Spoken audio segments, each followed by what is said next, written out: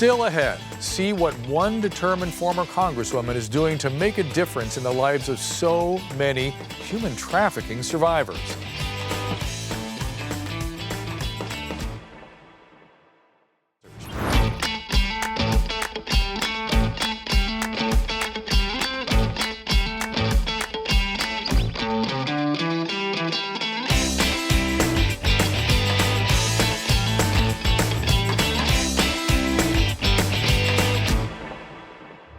Most of us read headlines about child sex trafficking and think, this is awful, but it couldn't possibly affect my family.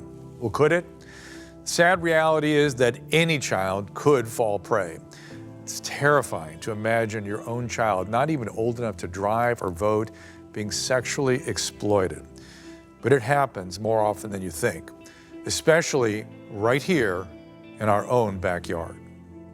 Today, Andrea Ocampo introduces us to an incredible woman who, despite unthinkable trauma and abuse, is speaking out, sharing her own story of survival in the hopes of encouraging other girls just like her to seek help, healing, and justice.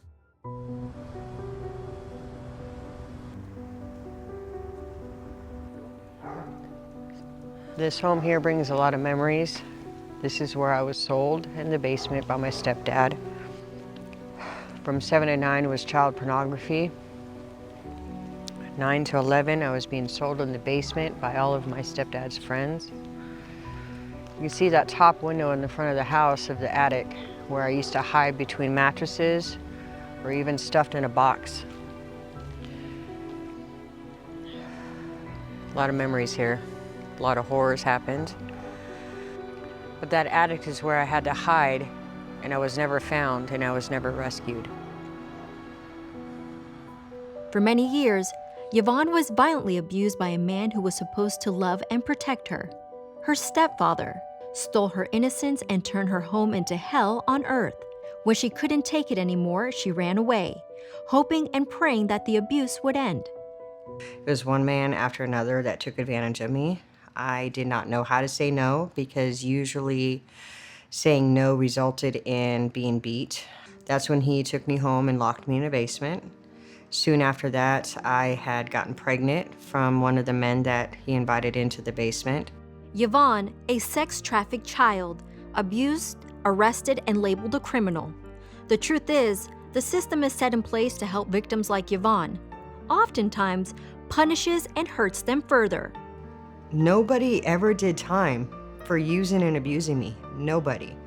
But here I was treated like a criminal and scum and all of that. Nobody understood what I was going through. It wasn't until I met Linda Smith that I understood why. We're all about eliminating child sex trafficking here in America and around the world. And we think it is very, very serious when we hear anyone call a child a prostitute. No child is a prostitute. Unlike Yvonne, Brianna grew up in a loving home without abuse. Even so, her age made her vulnerable to the smooth ploys of a trafficker. Brianna's story underscores the importance of an informed and alert community. Youth are impressionable, and these traffickers know how to gain your trust. They know what to say, and they undermine the authority, which would be your parents or your teachers and people in your life. Traffickers go where kids are. These days, it's mostly online. Hang out at a game site. Pretend they're another player. They'll hang out at kids' basketball games. They'll go and watch the cheerleading practice of those single-digit little girls being taught cheerleading, and they will just sit down and patiently start a conversation.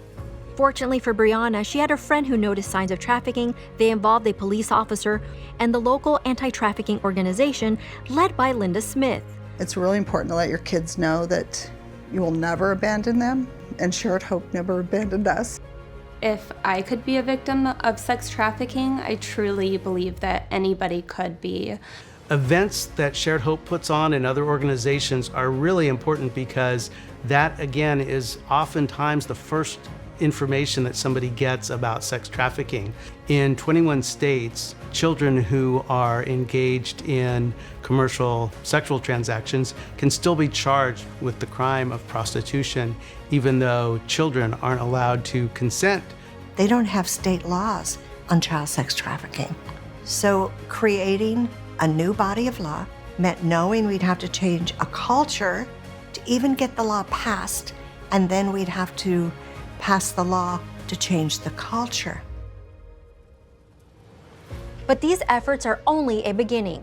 Far more action is needed now. We must invest in community-based resources and services that are fighting on the front lines of this war and preventing the vulnerable from falling victims to trafficking. I have the absolute privilege to sit next to the incredible Linda Smith, founder and CEO of Shared Hope International. Linda, we appreciate you being here. How did this happen to you? How'd you get involved? I thought they were exaggerating. I was in Congress, and so everybody exaggerates, right? But they said there were children in cages in India, and I went to India and saw children younger than my granddaughter. The market, they were what was for sale, and I realized that men were coming in to buy the youngest of their society. And it's happening in this country now too, right? I used to beat up India, being inhumane, and then I investigated America under a grant from the Justice Department, the State Department. Domestic minor sex trafficking is our primary market, and it is American men buying their friends' daughters. You bring money to the crime, and you're just called a John, and the same child that would be a victim of rape becomes a prostitute. Right, and then once that child is essentially reenacting the trauma of her past, now she becomes a criminal and the system works against her. The system does harm these girls and boys, because you find when they established the National Center for Missing and Exploited Children, Ernie Allen found there were more trafficked boys. They didn't call it then. It was exploited boys. So the National Center for Missing and Exploited, and he kept saying, Linda, that is the base for the missing children and the victimized children in the United States. What would you say to someone who's listening to our conversation who thinks to themselves, well, that seems impossible, not in this country? I thought the same thing. I was over Children and Family Services, Senate committee, a leader in the state of Washington, and in Congress fighting the human rights issues, and I didn't know. So I would assume they just don't know. And why this program is so important is when they know, they'll realize that we're re-victimizing these women and children, and many are still in prison that shouldn't be there. What are the key things you've learned, and how have they changed you? I found out that I really didn't understand. And I thought I knew everything. You know, about 30, you think you know everything, or maybe not, maybe younger than that. But I really thought I understood because being the chair of the state's committee, I'd been going through the adoption law, the foster care law, the issue of parental termination of rights in adoption. But then I found out there was this group of labeled children, and by the very label of prostitute, they were shifted over often to adult trials and then charged with what the traffickers and buyers had done. We saw on the tape Brianna talking a little bit about the grooming process. Help people understand how that works. Often it is not a snatch and grab. You'll see movies like Taken or whatever, and you'll go, these are snatch and grabs. Somebody goes and gets these kids, and then they're selling them. That's really a deception, because I've only met a couple in all the 25 years I've been dealing with this all over the world. It's normally playing on what the girl thinks. In this country, how many kids are estimated to be trafficked? You know, it is often the dilemma of bad guys don't report and kids don't know even where they are and they don't identify. Right. Hundreds of thousands. The National Center has some of the best projections, and they're in the hundreds of thousands, but they will tell you they can't tell for sure. So we use over 100,000. But if it were Yvonne, if it was Brianna, if it were Tiffany, if it were Kim, if it were Talicia, one has to be enough, right? It has to be enough.